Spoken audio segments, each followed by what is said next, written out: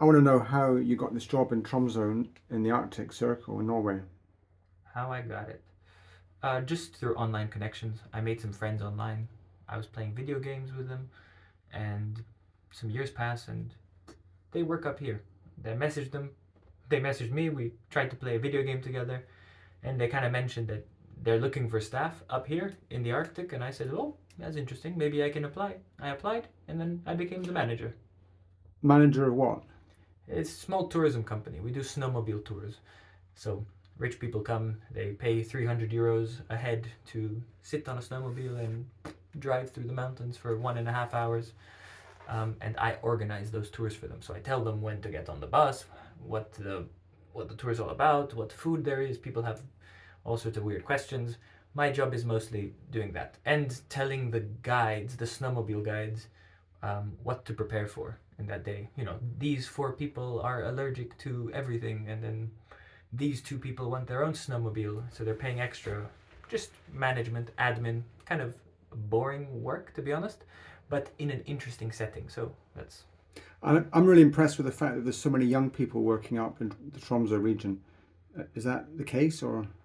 yeah. I mean, a lot of young people are very fed up with the jobs they have in their home countries, their hometowns. We have lots of people here from France and Spain. Um, it's mostly nature lovers, to be honest. Like, the people who come up in the Arctic are kind of gritty. They like nature. They don't mind harsh conditions, um, and they're you kind of everyone's kind of fed up. Everyone who's here had enough of life in the West, in like Western Europe. And there's also some South Americans, Latin Americans, who again are fed up of how things are over there.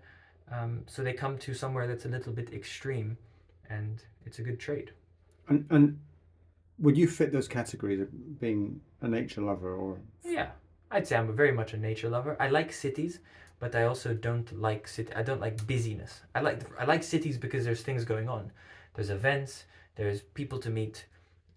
There is also cities kind of attract cultural diversity as opposed to a village. Um, but I do actually like nature, which is why Tromsø is a very nice place because it's a city, but it's a very small city. It's surrounded by nature.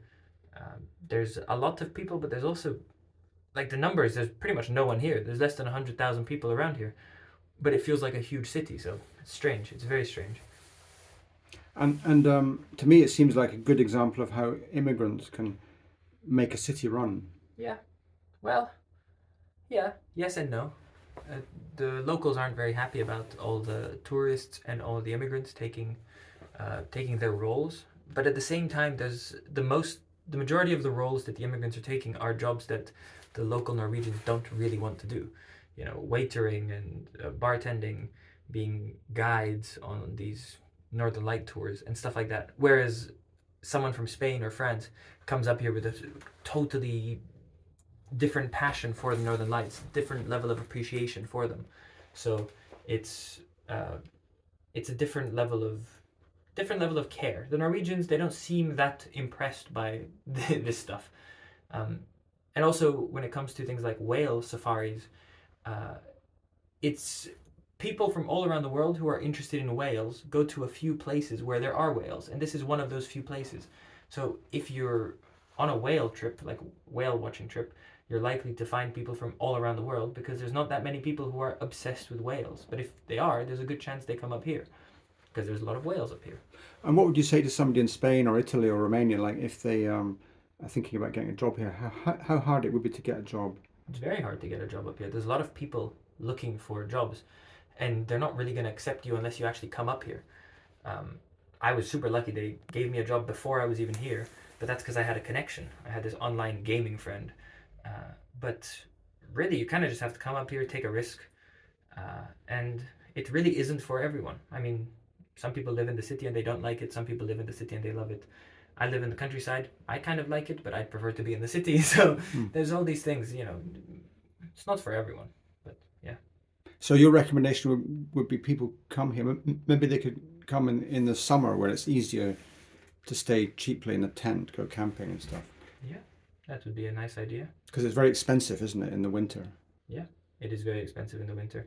But there's also volunteering opportunities to volunteer at a hostel or to volunteer on a farm.